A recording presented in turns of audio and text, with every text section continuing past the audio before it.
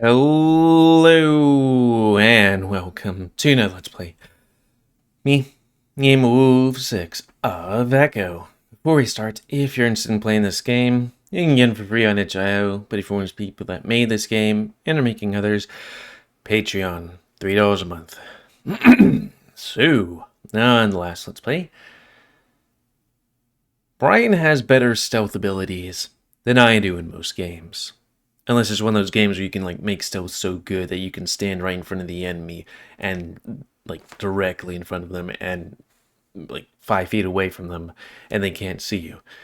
Cause he kidnapped us. Right where Kudzu was just right around the corner and drove us into the mountains, brought us into a mine, and told us about how he likes to take his asphyxiation way too far and murder people and seen UFOs and how he betrayed his first fuck buddy and how he has these mass graves and he's going to kill us to help make the town right. Bad times. Anyways, reset my face. Sorry, I had to cheat. And start. Gonna look to the right. I glance to my right and see something standing in the entrance to our little hollow. It's faint, either because of the dim lighting or because of the thing itself isn't quite opaque. It's tall, white, and gangly, and its long fingers nearly touch the ground. Buddy. Its face is heart-shaped. The whiteness of it uninterrupted by massive, shiny black eyes in its face. It stands there motionless, watching us. I stare back, open-mouthed. Brian must have taken notice because the next thing I know, the bear squeals. It's so loud and high-pitched, I wince. Brian lets me go just as the thing moves. It seems to lean forward and glide toward us, but the gliding is stilted, like a film with half seconds missing from it. It flickers, seemingly to turn transparent as it grows closer, the white fading into pink, then a bright red for a brief second before revealing. I'm frozen, kneeling as I watch. Brian backs away and promptly steps on the flashlight. The light careens sideways, and I look over to see Brian's foot slip on the cylindrical flashlight before his rump comes down hard on top of it. Great! In a dark mine with a monster again, just like in the smoke room. Not really spoilers if you actually start the game. All light is extinguished, and I can't see the thing or Brian now. I hear him, though, as he lets out another screech of pure fear, like a wounded animal. I hear something else too. A voice. It's also high-pitched, babbling, something fast and speechless. It's like a tape recorder being around. Brian screeching possibly turns up a notch, and I instinctively move forward, away from the horrible sounds, and I pitch forward into the hole. The smell engulfs me, and I feel the hard, knobby things in the dirt around me. Where are we going? Just take it in the back road. But we're leaving the city. Yeah, well, I live outside the city. You didn't tell me that. Let's just go back to the club. Alright, pull the fuck over. Let me out. I guess it's the person that we're laying on top of that he killed. I said pull over. Where the fuck's the lock? You best not be doing that. Hey, get off me. I gasp and scramble out of the grave, gagging uncontrollably. Once I'm out, I curl up to my side, drawing in my knees again. A horrible screeching and bizarre babbling language continue, though the sounds from Brian are more ragged now. Occasionally, the room flashes with the light as Brian shifts around, but I face the wall, knowing when to look. Get up. I curl up tighter, no waiting. Hoping that I wake up. You shivering little shit. Get up. I press my face to the dirt. Trust me, there's far worse out there, and it's coming for you unless you get up and get out. I'd given up. Get up. You force yourself up onto your hands and knees and start crawling in the direction of the exit. The flashlight continues to be rolled around, giving you glimpses of where you're going. Sounds from Brian have stopped. Now, it's just the mechanical gibberish that seems to be growing in pitch and speed. But you don't look back. You don't need to see that. The otter is already broken through. Broken enough. Soon, you're crawling through the exit, and the cacophony behind you is immediately muted. It becomes more and more faint until it almost disappears as you come out through the other side. Once you're free, you stand up in comparatively fresh, cool air. The main tunnel. You remember this place. You also know the tunnel's like the back of your hand. It's pitch black, but if you feel along the walls, you should be able to find your way out. You head to the right, down towards the end of the main tunnel, with your right hand dragging along the wall. Then you feel an opening with your hand, and you take a left, then another right.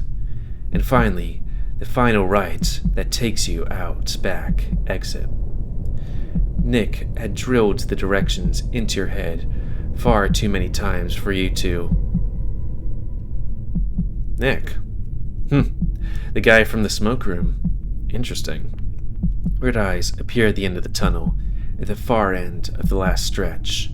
You freeze and observe. Things in the mines can hurt you far worse than things outside. Brian had just experienced that, but you're not sure. Is this one of the otter's demons, or... No, it's something else. Something you're not quite seeing correctly. A friend? The lizard? He's warped. Chase!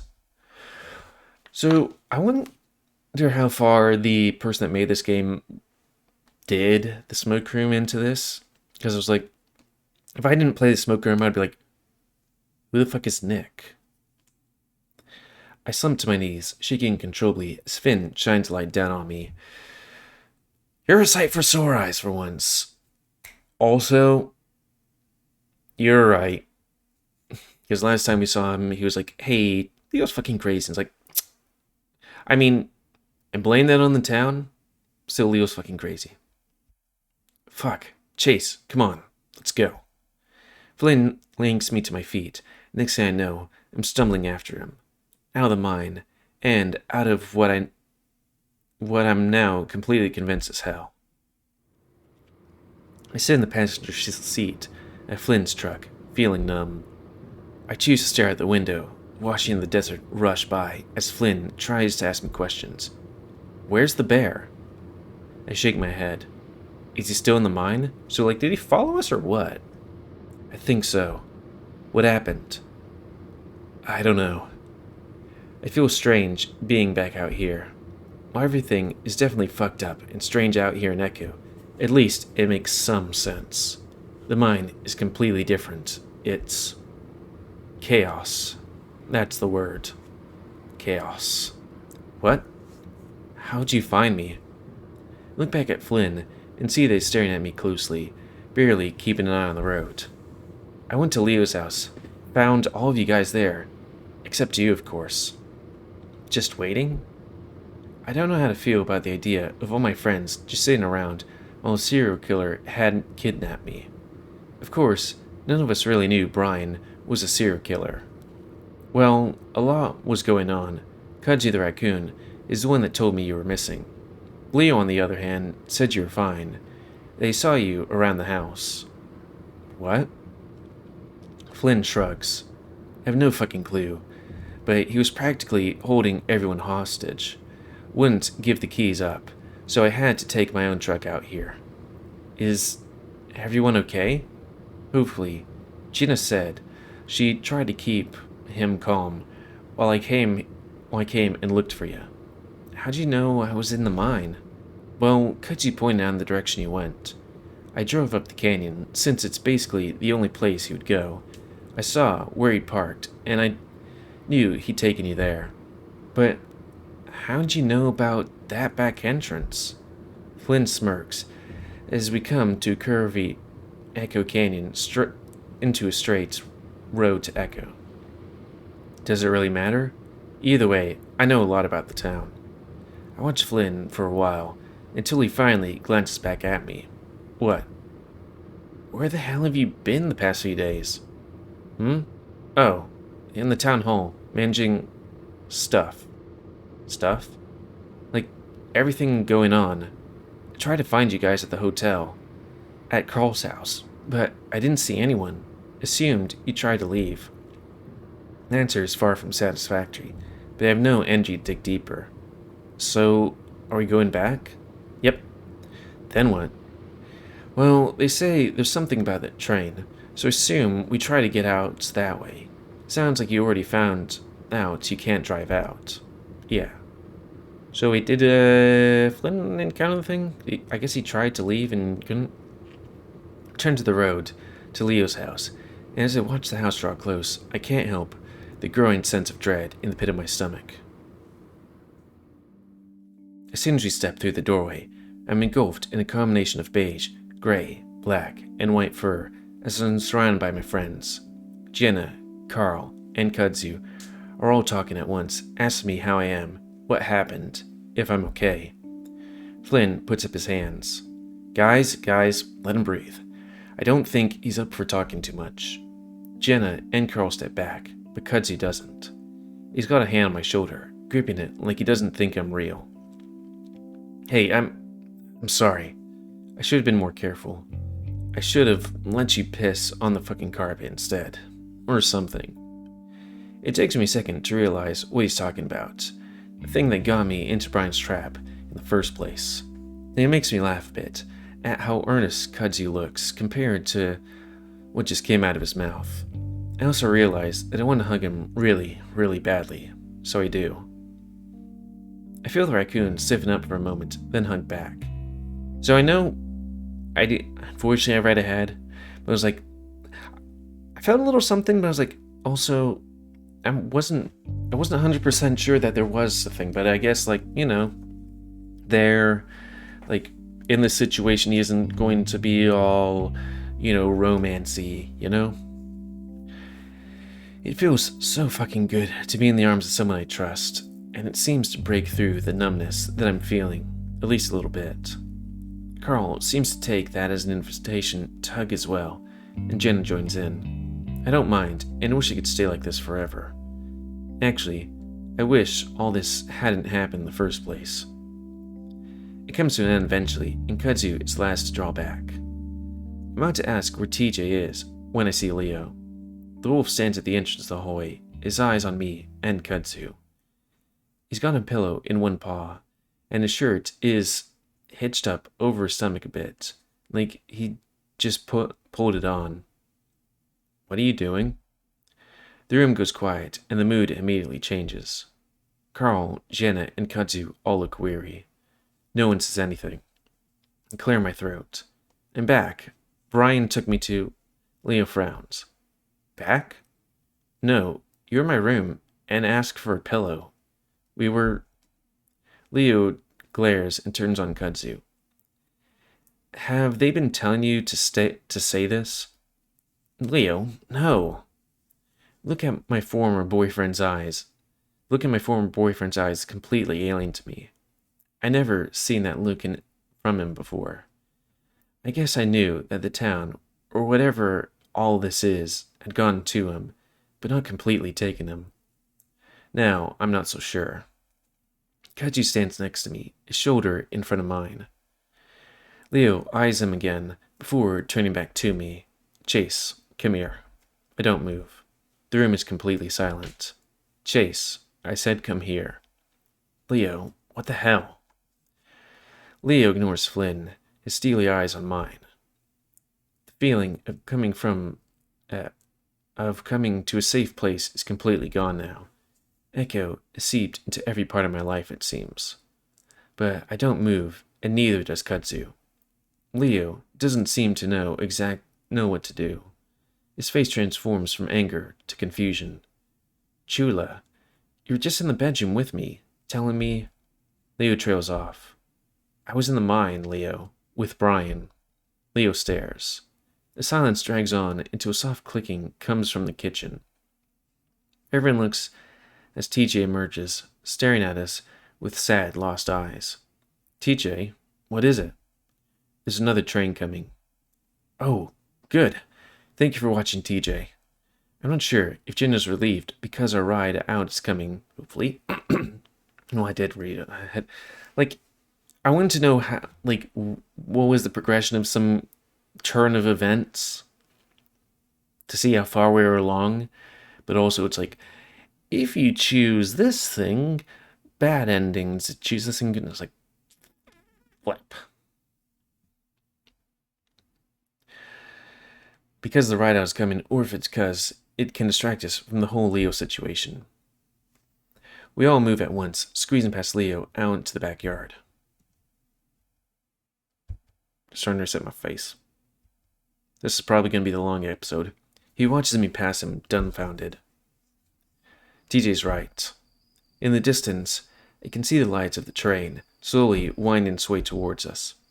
At this point, dawn is just breaking.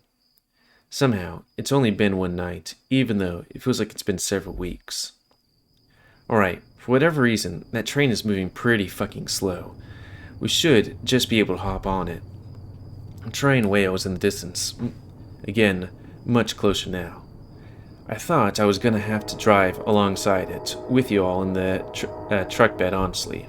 The train does seem moving pretty slow, but as it gets closer, I realize it's not exactly going to be a jog to run alongside it. I might be able to catch it at full sprint. Yeah, you do have tiny little legs. Alright, here's what we're going to do. I'll go get on first, along with Kudzu, and we're going to pull the rest of you on, alright? Carl fidgets nervously. I don't know if I can run that fast. You will, now. I feel a paw land on my shoulder and turn me around. It's Leo. Hey, what is it? I look back at Flynn, want to hear what he's saying. Listen to me.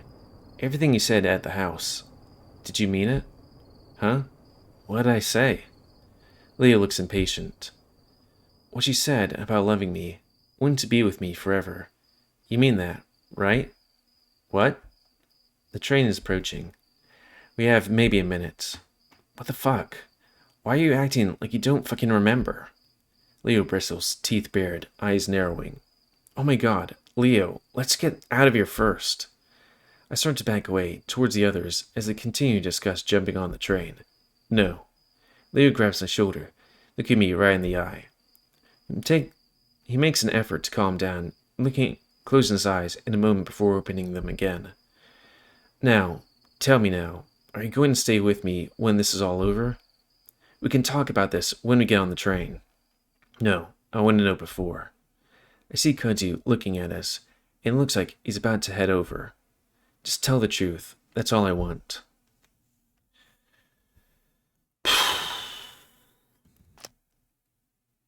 Like, personally, I wouldn't be 100% sure if I got to this point if this is a, hey, we're going to try and save this guy. We can work something out. Or if this is the thing which I think is the narrative that's going along with it, which is, hey, things were kind of messy. And also B, you're acting completely loco. Kind of thing. Because one of these things is a good ending, and the other is a bad ending. Which is why I say there, because I do want to kind of go back and read it. Not like read it out loud like I'm doing, but like skim it. And you can skim along with us. Let me turn my glass just a bit so it gets less glare. Okay. Sorry, Leo. Leo's eyes bore into mine as I looked back at him. Now isn't the time for this. In fact, it's the absolute worst time for something like this. But looking at him, I can tell that this is the only time for Leo. No, Leo. Leo's eyes widen, and he leans his head back just slightly, at the same time taking a step back. It's like I physically punched him. After everything that's happened, I just can't. Like, there's certain things that were definite red flags, like punching the wall. He's not white, so he doesn't get immediate pass for that. Because white people punch walls. I mean, I am white, but still. But anyways, and the cell phone thingy saying that we were busy the entire time, that's a red flag too.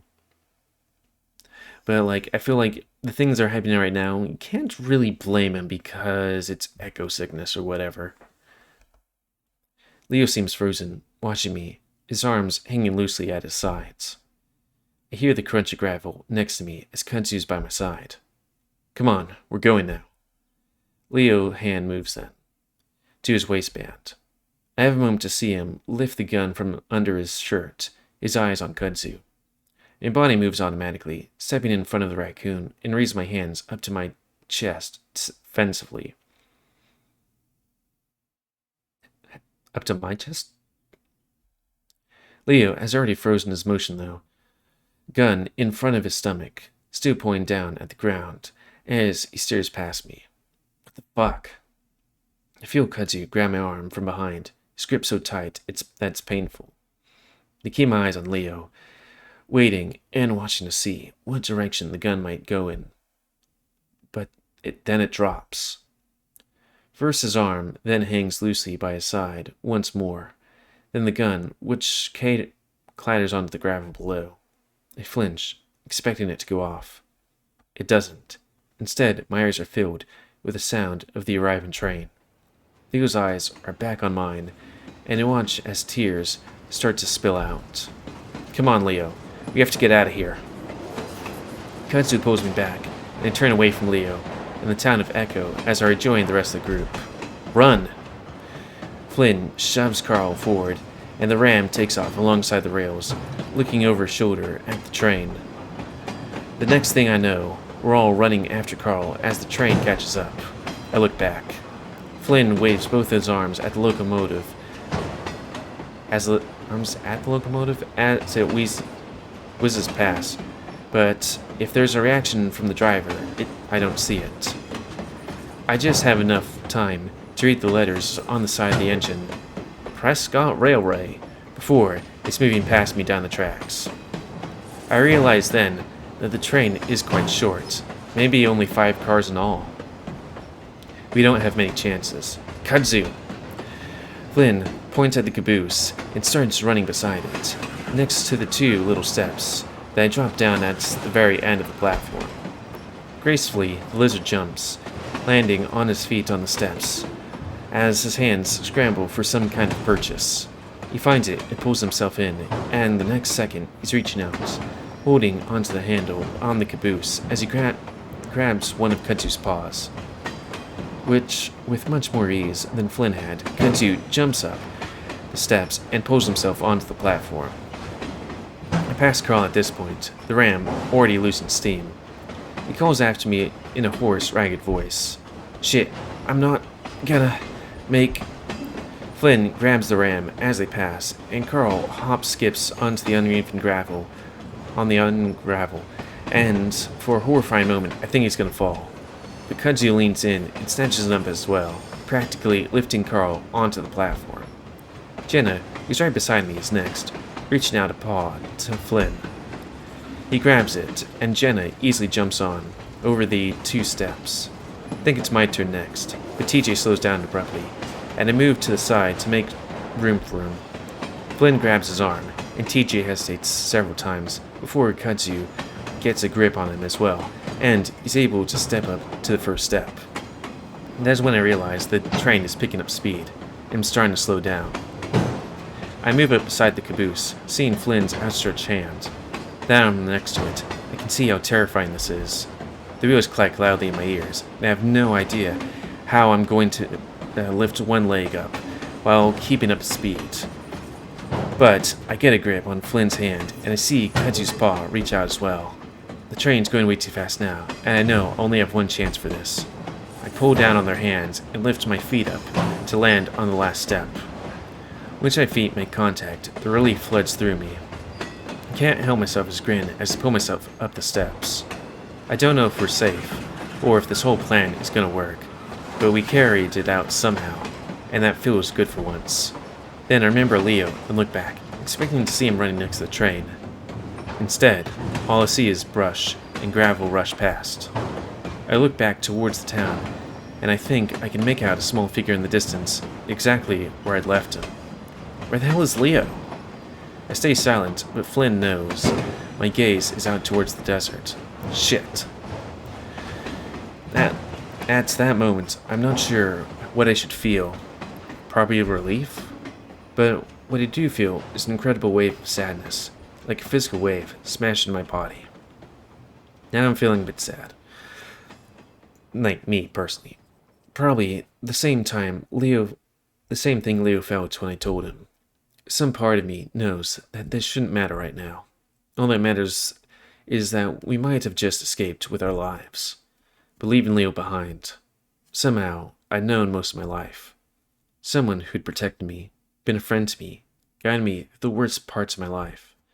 Someone who'd always emphasized togetherness and family, who'd always vowed to protect me and stand by my side. The very same person had just chosen to stay behind. While we're the ones leaving, he's the one that decided to leave us. And, as that solitary figure grows smaller and smaller, the idea hurts more than anything else right now. After seeing Janice get murdered, after being tortured by Brian, and nearly being murdered in a mine, the separation from my best friend is a knife being twisted in my chest. I sink to my knees, holding on to the railing. Wondering if I should have stayed behind. Because the Leo I'd just been with isn't the Leo I really know. He needed help, and I just abandoned him. I should have stayed behind.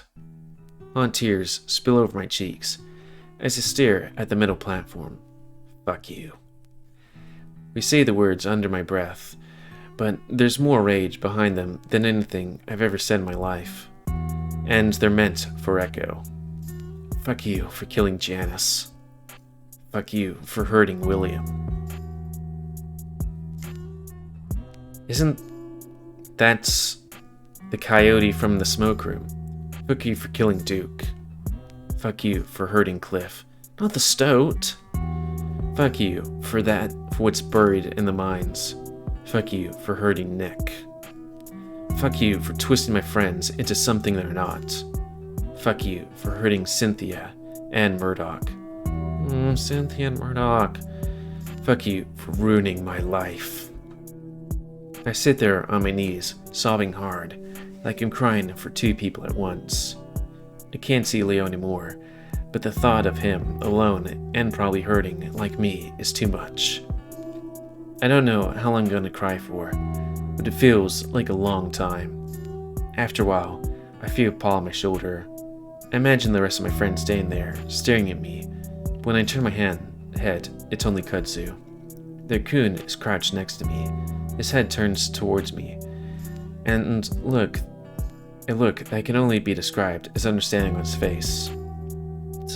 In a bit of a daze, I rub my face on my shoulder to clear my vision. Sorry. Don't be. Kudzu says it automatically, as he rubs my shoulder gently. Do you want to get up? The rest of them went inside. I stayed crouched there for a moment, watching the blur of train tracks in front of me as we continue through the desert. Give me a sec. My nose is all stuffy, so my voice comes out clogged. The tiny light of echo on the endless expanse of desert gets smaller and smaller, and so, too, does the feeling of tension in my chest. And with the tension goes the sad, angry presence in my head. He goes quiet again. I wonder if that's Sam. It makes me feel a bit better, but each time I think about Leo, the knife gets a little deeper. Kudzu nods and squeezes my shoulder. After a few moments of silence, he speaks. You know that someone I lost a few years ago? I open my eyes again and nod. He was my boyfriend. keep silent and stare at the tracks, almost hypnotized. A strange feeling of wanting to jump tickles at the back of my brain, then fades slowly. One night, we were walking along like we usually did, and we got mugged. We should have just given him everything, but my boyfriend, of course, stepped forward, confronted the guy, and got shot. I glance back at the raccoon with no idea of what to say. Kazu shakes his head like he's coming out of a dream. I'm just saying that I'm here. I may know what it feels like, you know? I cough a little to clear my throat. I mean, he didn't die. Kazu shrugs. Yeah, sorry, something stuck in my throat. Breaking up can feel like that sometimes. I actually need some water.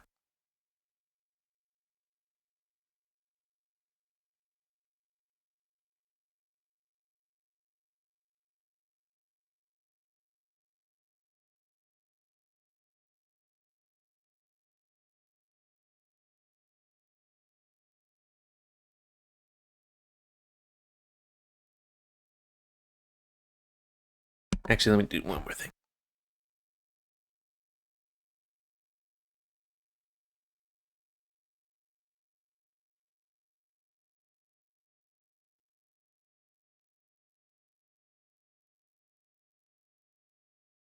Okay.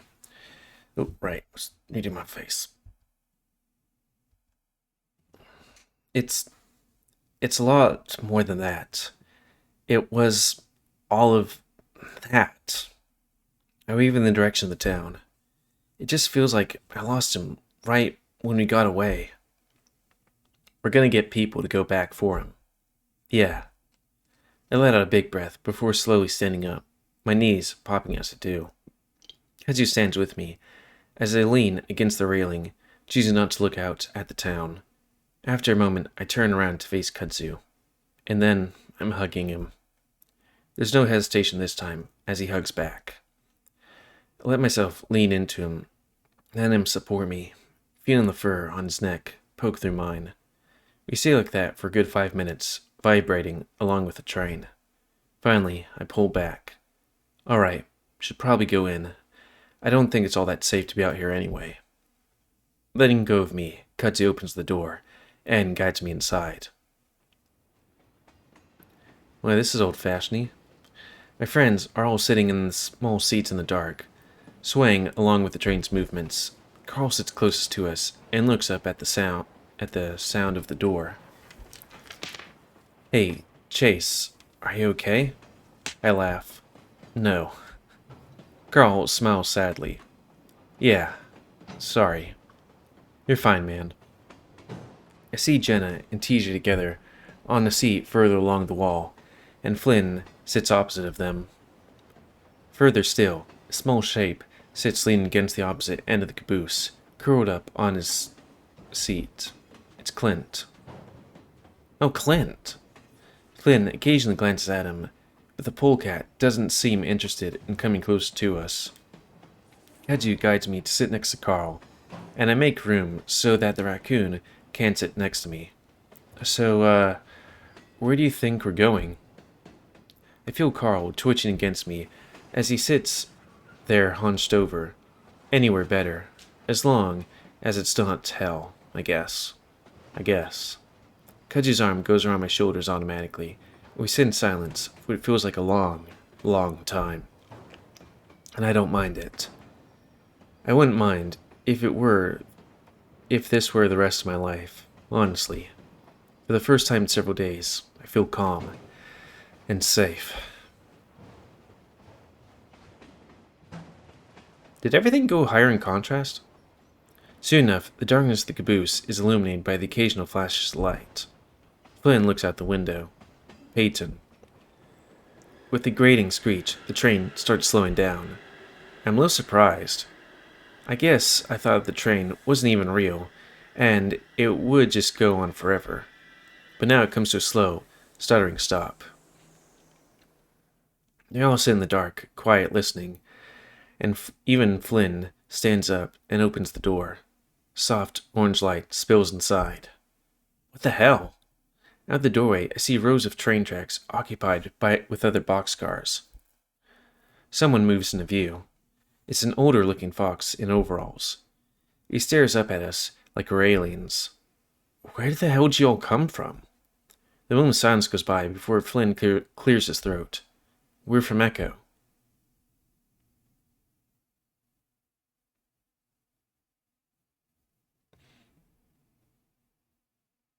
Saturday.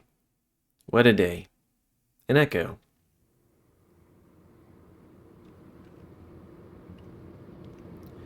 Yeah, Mom, I promise I'll call you in an hour. No, I'm not. We're just staying the night. I promise. Wow, Mom. Alright, I swear. I love you too. Bye. I hang up and draw my paw into my lap, sighing loudly. Kudzu laughs. Everything okay? I rub my eyes. Yeah, I guess she's just worried, obviously. Kudzu reaches over and sits his paw on my knee, squeezing briefly before returning it to the steering wheel. I can still turn back, I guess this is the epilogue. Take another breath and hold it. It's tempting. It might even be a better idea to just let the past die. Oops, sorry. That's my thing going like, hey, you have a thing soon. But now that I'm leaving the area for good, I want to see it one more time. The town and Leo. I let the breath out. Nah, I need to do this. I've thought about it for so damn long. There's no way I'd forgive myself for backing out now. I need closure. Alright, but if it gets weird and all, I'm taking you the hell out of there. He won't. He's back to normal. As much as any of us can be anyway. But I told him that this is only going to be for a little bit. That we're just driving through. I look over at him. You want to stay in the car? Was planning to, unless you're planning on going inside. No, I'll stay outside. Alright, but I'll be watching in case you two try anything. Yeah, right. It's been 2 years. That's not very long. Hey, I know Leo. He's not the person we last saw. Yeah, I know. I feel my stomach tighten as I suddenly realize we're driving past the lake. We're then onto Main Street. It's completely abandoned. But then we pass the motel. The windows are all boarded up, and the parking lot is filled with more cracks than I remember. But I'm hit with a wave of familiarity all the same. Standing in the parking lot are 2 people. Pointing at the motel is a large black bear in front of him stands a canine of some kind with a video camera. That's the guys from the other thing, from the other ending. But also, the main characters, I guess, from Arches. I haven't actually played that game. Kudzu snorts, but doesn't say anything. At first, I feel a spark of anger at them for probably seeing the whole thing as a morbidly fun adventure, not even having the slightest idea of what sort of hell the town went through. And then I remember that I'd done the same thing. Granted, it was many more years removed, but still the same. We turn into Leo Street, and my stomach tightens further. Kudzu glances at me. Can I get a kiss before you talk to your ex? Eyes on the road. Kudzu leans over, then deliberately keeping his eyes on the road as he tries to turn his face towards me. I give him a quick peck on the side of his muzzle, and he laughs. I try to laugh as well, but it gets caught in my throat as I see the old house. And there waiting in the driveway is Leo. Hey, how's it going? Please, Leo, leave this town. You don't want to be in this town. Also, how'd you survive? Did we all just really have to wait? And we'd all be fine? Like him? Well, fine-ish. Leo cheerfully greets me as I open my door. It catches me off guard a little bit, his mood being so different from mine. Hey, Leo. What's up? Leo has his paws shoved in his pockets, but still manages to shrug. Not much. You? Not much. Leo ducks his head and looks in at Kudzu. Hey, Kud. You alright? Kudzu awkwardly answers from behind me. Yeah, I'm okay. There's a moment of silence as I try to think of what to say or do. I hadn't expected Leo to just meet me outside. Did you want to come in for a beer or something? Oh, I'm actually driving for the next couple of hours. Yeah, we're just stopping by for a minute. Ah, okay. Leo's smile flattens a little bit. Then he shrugs again. You want to go for a walk then? Stretch your legs? I look back at Kudzu, but doesn't say anything. Doesn't give me a hint as to what he's thinking. He's leaving the decision up to me. Yeah, sure. Leo ducks his head again. You want to come, Cud? Kudzu hesitates, then shakes his head. Nah, you two go on ahead. I prefer the AC. Alright, cool. Feeling just a little tension between the two of them, I quickly jump out and shut the door. I move over the rail yard, which is in full view of the car, and point. Want to walk over there? Sure. So, you've just been hanging out here for the past 2 years? A little bit. Spent a lot of time with my parents. I'm moving back in with them right now, actually. With around town? Oh, yeah? Yeah, it sucks. But honestly, I can't stand all the vultures scavenging around the stores here. Sounds like it, but at least you'll be around other people, right? Yeah, it's officially a ghost town now, if you haven't noticed. I look out over the rest of the town, towards the motel and convenience store, and all the tiny houses and trailers in between. Would they still have electricity and water and stuff? Not a single person. I actually visited Carl once, in a while, over the summer. Leo nods up towards the mountains and see the big mansion glistening gently in the sunset. Carl still lives here? Hey, that's cool. I hears he's doing pretty good at school right now. Good. Are you going back to school? Meh. I shrug my shoulders, walking up the train tracks to straddle the steel rails. Not in Pueblo, since we're moving up a couple of states, but probably eventually. There's a lull in the conversation as they both go quiet. I look around, wondering if this was the point where we'd hop the train. The train had turned out to be an old engine and caboose on the way to Peyton, where it had been transferred to a train museum. It had been traveling a gentle 10 miles per hour to keep from derailing off the old tracks, just slow enough for us to catch. That's pretty fast. It was the last of the 3 engines being transferred that night, at least, for going on a treadmill. Just a few hours later, the emergency services went in and recovered whoever else was left in town, including Leo. I still wonder if we'd even needed to hop on the train, but I guess I was escaping more than just the town. I look back at Leo. Are you okay? Leo looks up from kicking around some rocks. I scratch my head vigorously, trying to think of how not to say the wrong thing. Have you been doing okay? Are you happy? Leo smiles. Not really. Are you? I think back to the past 2 years of nightmares, the panic attacks, of breaking down into tears out of nowhere. Now, just a few hours ago, I dropped onto the ground in the grocery store in Peyton because someone dropped a jar of jam.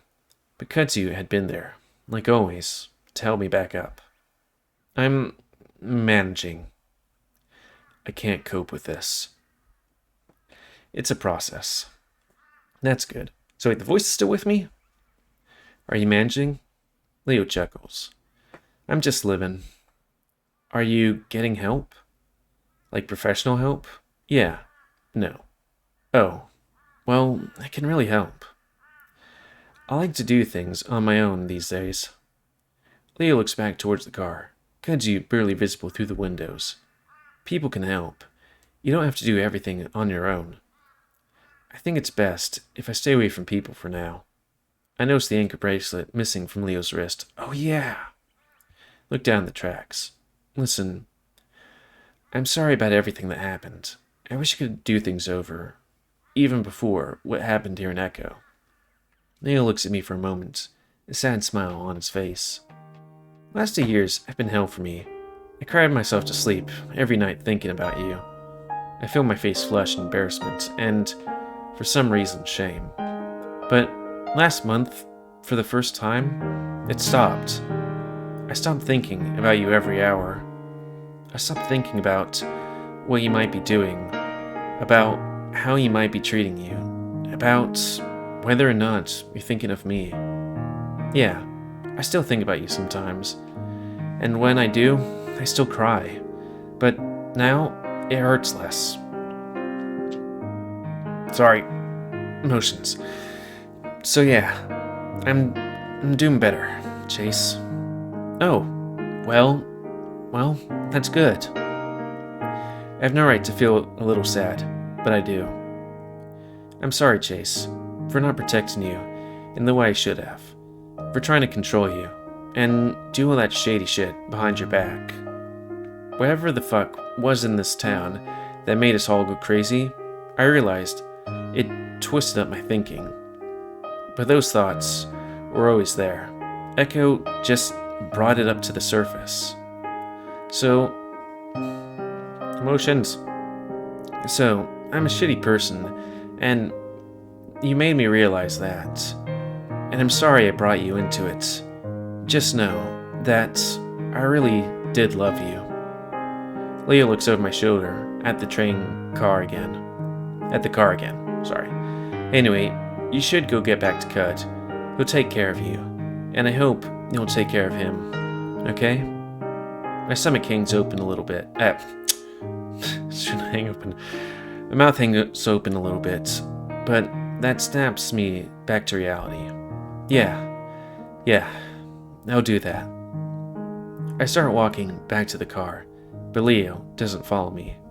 I pause. Do you want my new number? We can talk. No. The surprised look on my face makes Leo laugh. It's a real laugh. Kinda sad, kinda happy, but real. That wouldn't be good for either of us. So, we're just gonna say goodbye forever? The old knife in my heart starts twisting again. Leo shrugs. You never know.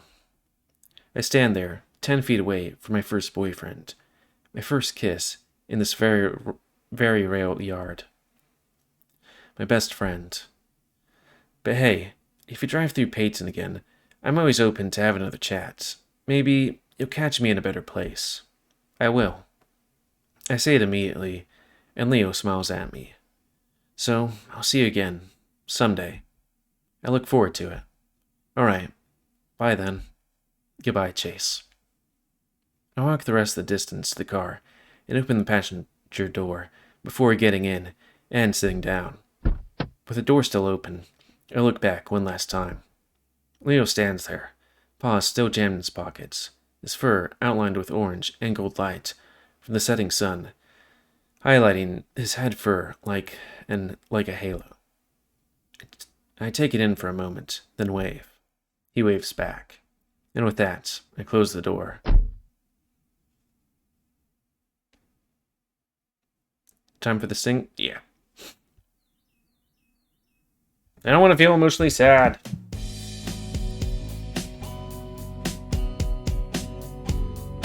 Sorry, I'm also doing something else right now.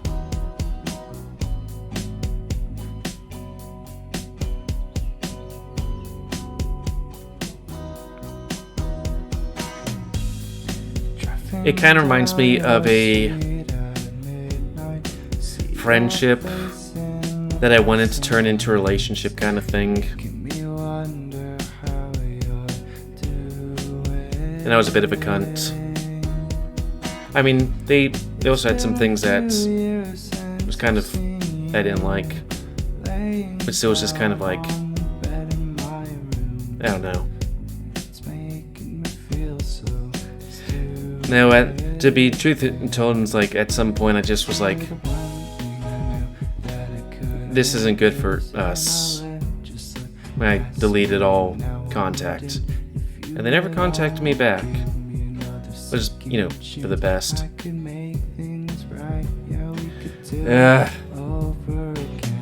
Don't like emotions. I mean, I guess it's like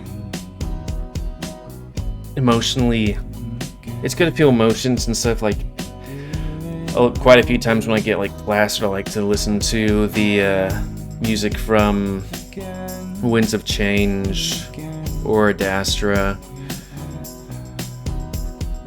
Sometimes it's good to have a good swell of emotions, maybe a good cry and stuff like that. Did you think I really belong, lady? If you feel the same when you come and show. No, so I'm just gonna do this meeting thing, I guess. Oh, seriously?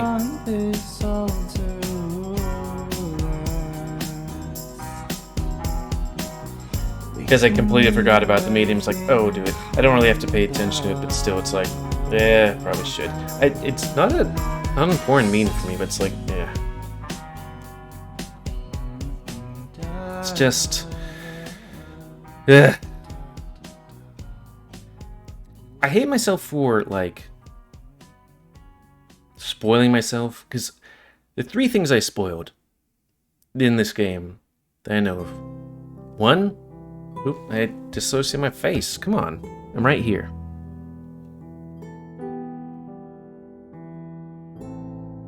One is that, you know, a certain character, their status has changed in a route, I guess, which would be very interesting. Because we did his route first, then there's his route, then there's his route, her route, and his route. My plan of doing things is her route, then his route, then his route. You know? Because I want to see how Jenna is doing, what her thing is. Though I did spoil myself for her route a little bit. Because, like, the thing that I was thinking, like, there's a good and bad route for her, but there's a good and bad route for him. I thought the choice of the good and bad route for him was the choice he'd have with her. But no, it's in her route. And yeah, that's the second thing. What was the third thing that I kind of... Oh yeah, basically his route thing. But I was really feeling like his whole route thing was picking, you know, hey, I'm not going to abandon you. Let's just quickly skim over that while I click here.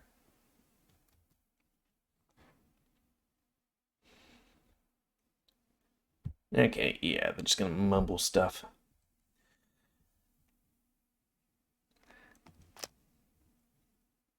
I'm gonna speed read-ish.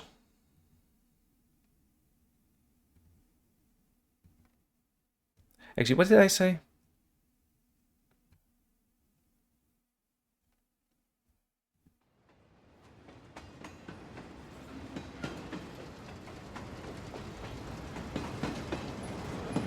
Flynn.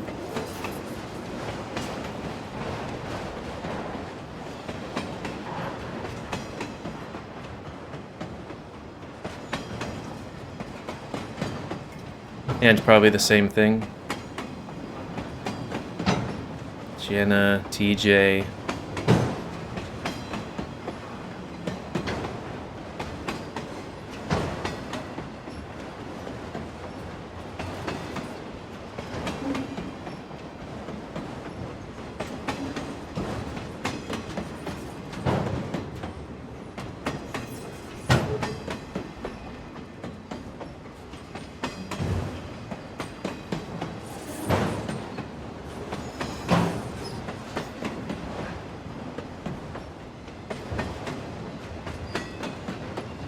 It.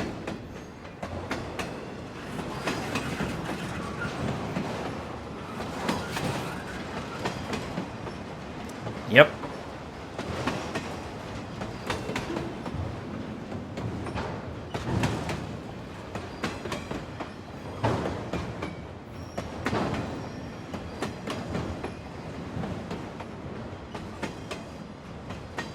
I guess this is the whole thing that Clint was talking about.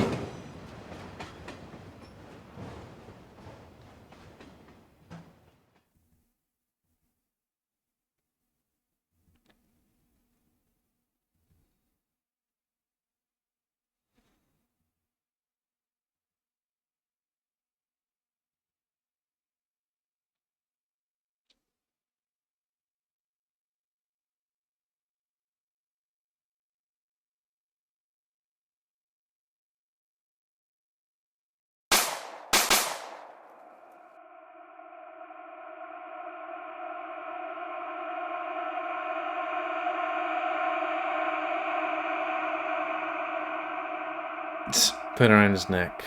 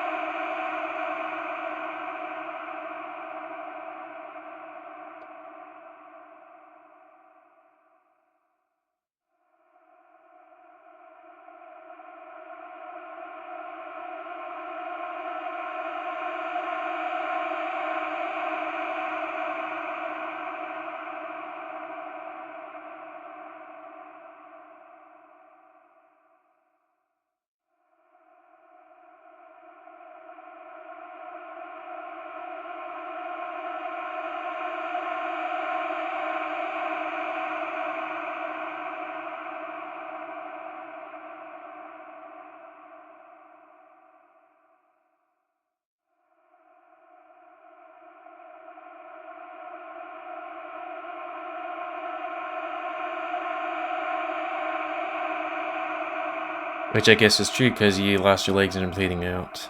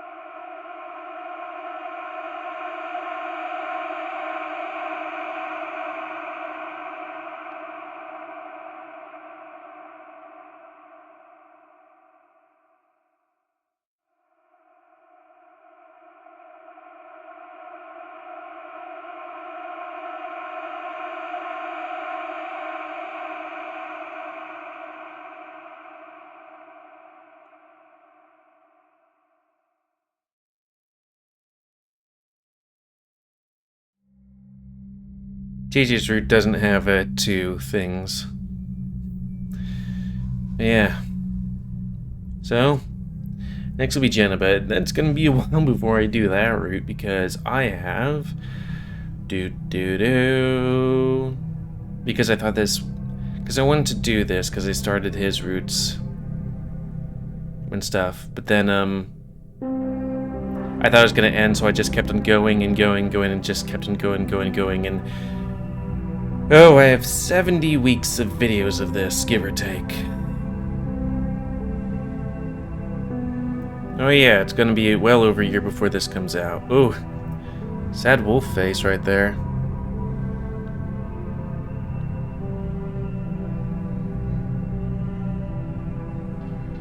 But yeah, the end of this Let's Play. So please comment, cause like comments, if you like, dislike, tips, tricks, otherwise.